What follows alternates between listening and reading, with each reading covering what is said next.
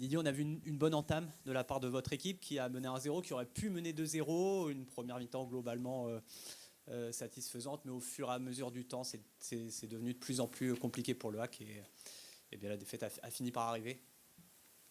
C'est un très bon résumé. Comment J'ai vous... pas. Non, je pense que physiquement, c'est devenu compliqué. En fait, c'est tout un lien. On a perdu en maîtrise technique, on a rendu des ballons qu'on rendait pas en première mi-temps, on a eu moins de possession de balles, moins de transition à jouer. Et forcément, on s'est plus exposé. Et après, on a été fébrile sur les centres, même s'ils ont énormément centré. Je pense qu'il y a une prise en charge du marquage et du joueur libre qu'on doit mieux exploiter. Mais, euh, mais sinon, non, c'est un très bon résumé. L'occasion de mener 2-0. On ne le fait pas et on s'expose à l'adversaire. Est-ce que vous avez réfléchi, hésité à effectuer des changements peut-être plus rapidement? Vous le dites, on souffrait physiquement. Est-ce que ça aurait pu venir du banc plus tôt, les solutions éventuelles? Bah, c'est toujours la réflexion. Après, on avait à cœur de, d'avoir une équipe plus offensive, mais ça nous demandait aussi à ce que défensivement, on ait des joueurs peut-être comme Johan, qui n'est pas un habitué du poste, mais qui nous apporte des garanties de solidité et sur le jeu aérien. Après, il y a toujours un risque, c'est changer, être plus offensif et s'exposer et subir plus. Voilà, là, on avait à cœur de rester dans le match et de pouvoir revenir sur une opportunité. Bonjour Didier, est-ce que finalement cette défaite elle n'est pas plus frustrante que celle de la semaine dernière?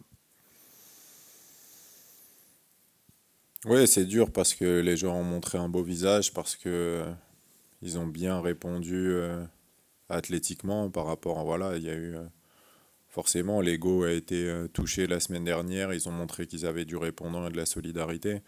Et quand ils font tous ces efforts et que malgré tout on perd, forcément c'est difficile, mais ça montre aussi que on a l'état d'esprit pour continuer de se battre.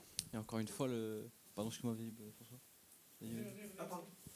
Didier, au-delà du bilan comptable et de la situation au classement, quels enseignements vous tirez de cette première partie de saison? Euh, que ça va être dur, mais que par contre l'équipe a un état d'esprit pour réagir. Je les ai vraiment sentis unis en ce moment et que je pense qu'on a le caractère pour inverser les choses. Et ça de la part de tout le club, parce qu'on sent une vraie volonté de faire avancer les choses. Euh, Même le propriétaire qui était présent, qui a eu des mots, on sent que malgré la difficulté, on veut, sur l'unité, faire face à tout ça et que bah, ça a été une année civile compliquée avec 13 points sur les 6 derniers mois et 12 sur les 6 mois ensemble. Mais je pense que les joueurs, sincèrement, ont l'état d'esprit pour retourner les choses. J'avais entendu du moins un changement dans vos propos après Saint-Brieuc, après Marseille. Là, on retrouve dans vos propos, à propos des joueurs, plus de positif. Oui, oui, non, c'est vrai, j'ai été... Après, on apprend toujours de la communication. Je me suis peut-être mis en danger en protégeant énormément mes joueurs. Mais c'est mon fonctionnement. Et après, j'ai été très dur avec eux.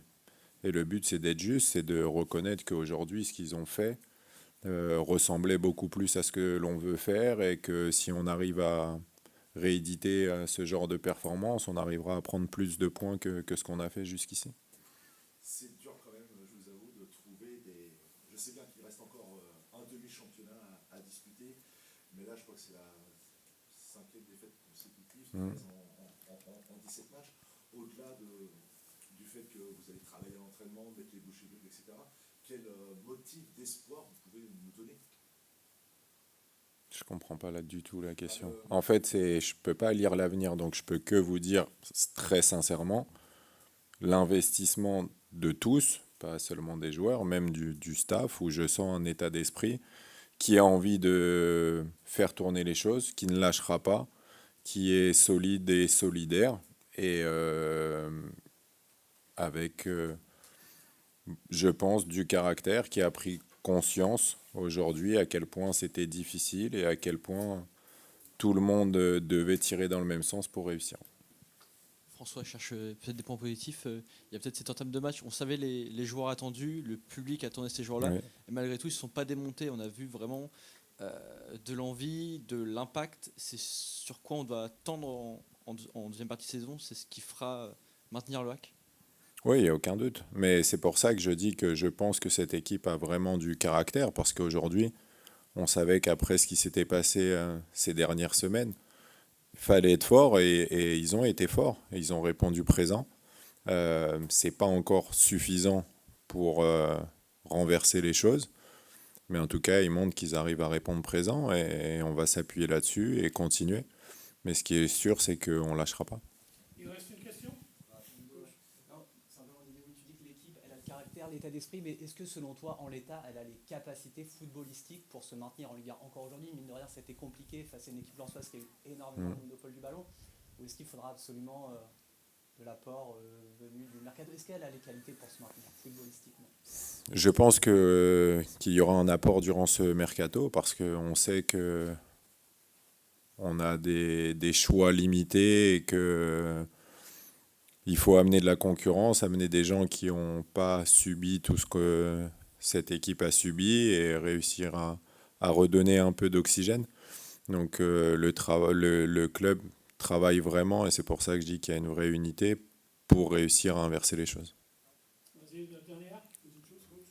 C'est vrai qu'on a vu dans l'état d'esprit, notamment dans la table, qu'il y avait quelque chose sur lequel on peut construire. Est-ce que il ne vous a pas semblé manquer un petit peu de folie, notamment à la fin? Vous voyez ce que je veux dire? Pas de la folie de faire n'importe quoi, mais une espèce de... Chez Pris, c'est difficile dans ces conditions, mais vous voyez ce que je veux dire? Vous avez joué au foot, vous savez forcément. Ouais, non, je comprends. Après,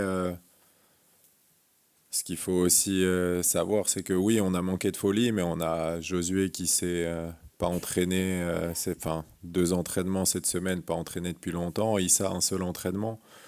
Antoine qui n'avait pas joué depuis longtemps. Donc on récupère des joueurs qui ont un potentiel à avoir des jambes, à avoir vraiment ce qui nous a manqué jusqu'ici, qui ont eu des longues absences et qui étaient peut-être pas encore prêts et qui l'ont juste fait et qui ont tout donné pour réussir à être dans le groupe parce que justement la situation les préoccupe.